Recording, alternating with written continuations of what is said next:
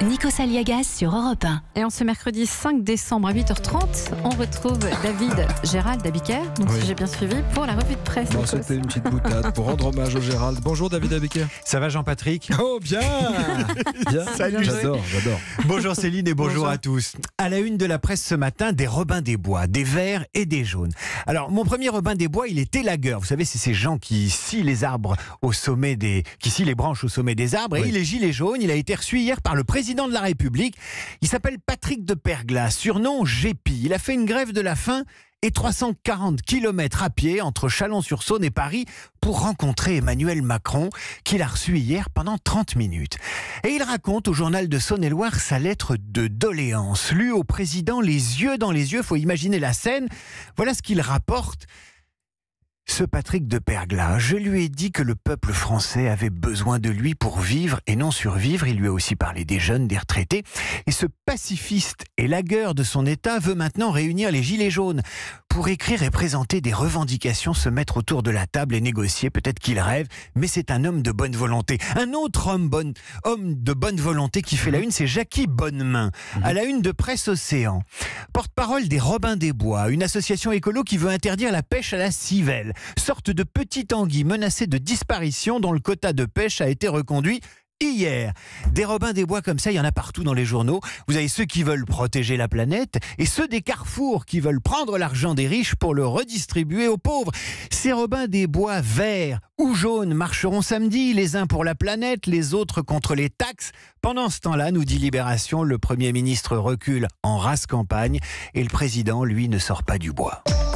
Sortir du bois ou pas, le Figaro en tout cas raconte ce matin les coulisses d'un revirement. Les 3 jours qui ont fait basculer le quinquennat. Il n'était pas question de céder samedi quand le président est rentré d'Argentine, rappelle le Figaro ce matin.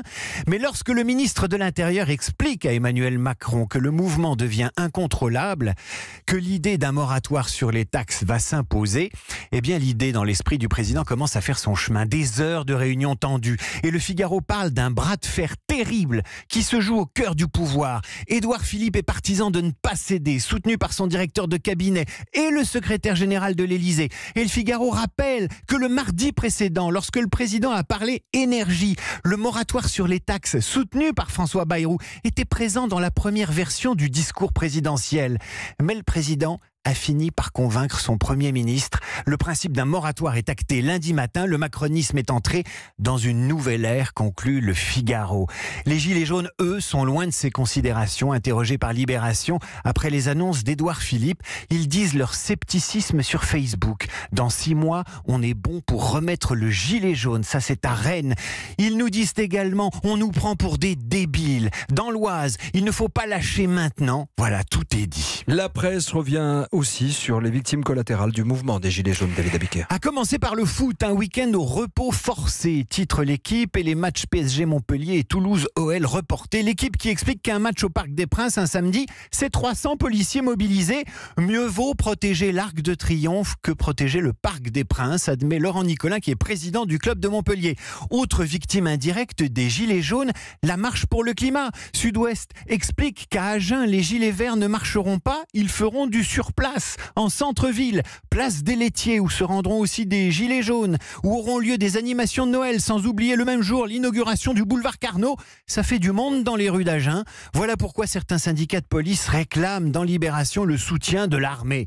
Très compliqué, explique Libération. D'abord parce que l'armée, c'est pour les situations insurrectionnelles. Ensuite parce que l'armée, c'est fait pour tuer, pas pour assurer le maintien de l'ordre. Peut-être aussi parce que l'indice qui intéressait nos militaires, c'était les jeux de guerre mondiales et pas la guérilla urbaine, avec une journée d'études à l'école militaire à Paris où nos officiers ont observé des joueurs se livrer à leur passion, ce qu'on appelle le wargaming. Le Figaro explique que les jeux d'études stratégiques sont à la mode dans le milieu militaire parce que ça aide à comprendre certaines choses que la guerre ne permet pas de comprendre. Si vous avez un militaire dans la famille, vous savez maintenant ce qu'il faut mettre au pied du sapin.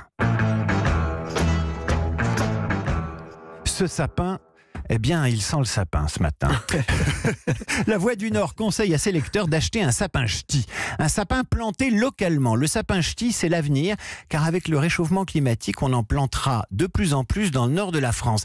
Et Dominique, qui fait tourner une exploitation avec sa fille et son gendre, évoque dans La Voix du Nord la culture du sapin. Écoutez bien, c'est riche d'enseignements.